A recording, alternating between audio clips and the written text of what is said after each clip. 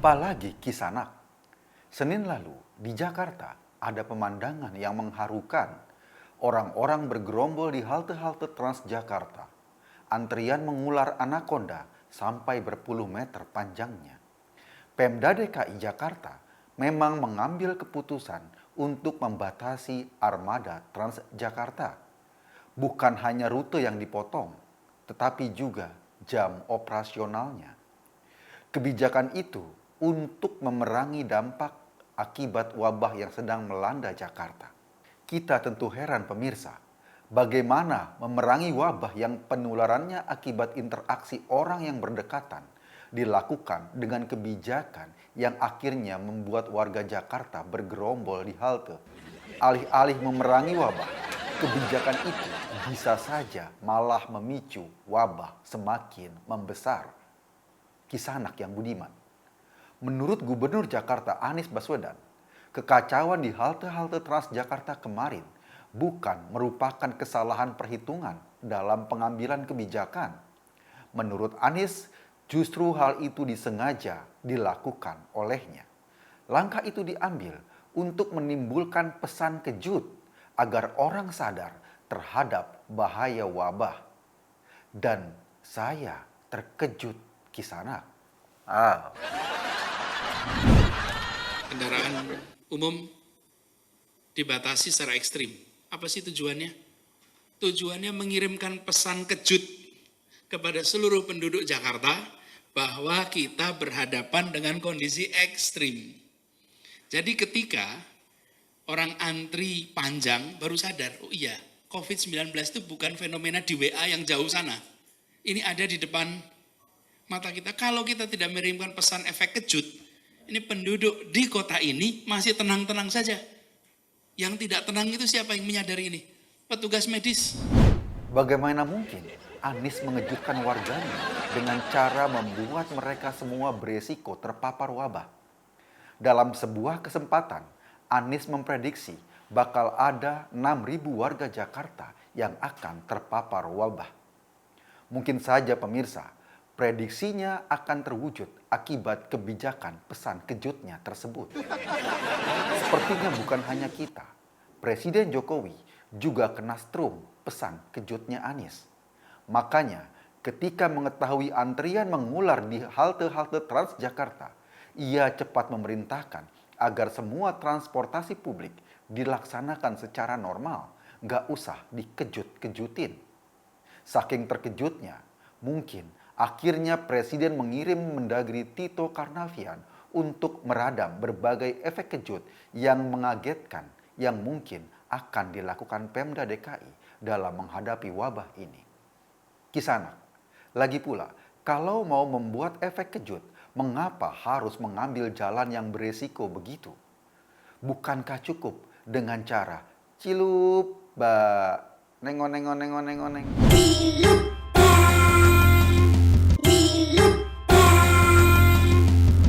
Pemirsa, kita tidak tahu apakah gaya efek kejut ini akibat Gubernur Jakarta sering nonton YouTuber alay yang hobi ngeprank followernya. Jadi kasus wabah juga akhirnya dibuat prank-prankan. Kisanak yang budiman, sepertinya Gubernur Jakarta suka sekali dengan kebijakan pesan kejut seperti ini.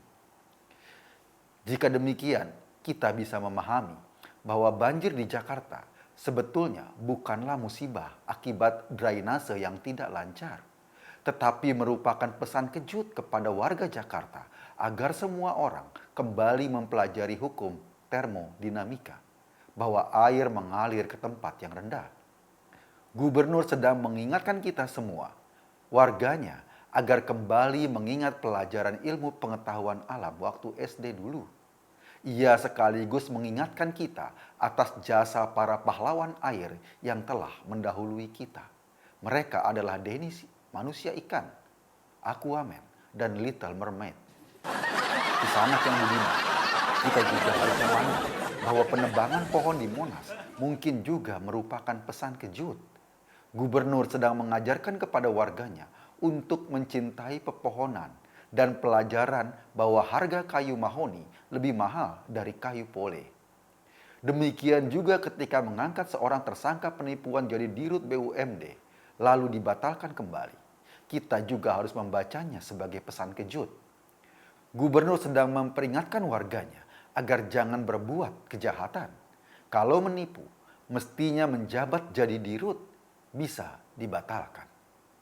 Demikian juga ketika menyerahkan penghargaan pada diskotik Kolesium yang merupakan salah satu tempat peredaran narkoba. Penghargaan itu ditarik kembali. Gubernur juga sedang memberikan pesan kejut bahwa tanda tangan itu gampang, yang susah adalah pertanggungjawabannya. Jangan-jangan Kisanak, terpilihnya Anies sebagai gubernur Jakarta juga merupakan pesan kejut.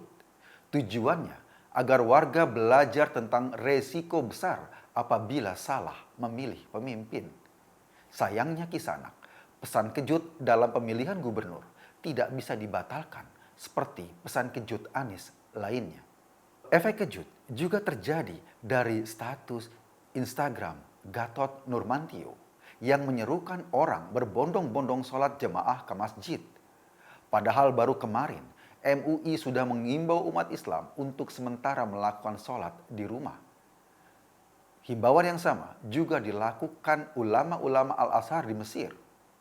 Pemirsa, kita terkejut karena Gatot yang bukan kiai ternyata lebih kiai dari kiai. Ia tidak peduli penyebaran wabah, yang penting sholat jemaah. Bagi Gatot, beragama tidak harus rasional, yang penting sedikit nekat. Sebab kenekatan menandakan tingginya keimanan. Semakin nekat, semakin beriman. Mungkin Gatot belum membaca berita. Di Petaling, Malaysia, ada tablik akbar yang dihadiri oleh ribuan orang.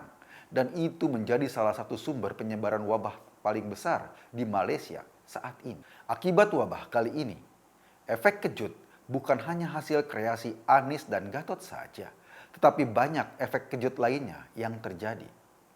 Misalnya, saat kita mau masuk ke mal, ke perkantoran, ke tempat keramaian lainnya, jidat kita juga akan di-scan. Kita jadi seperti jajanan di Indomaret.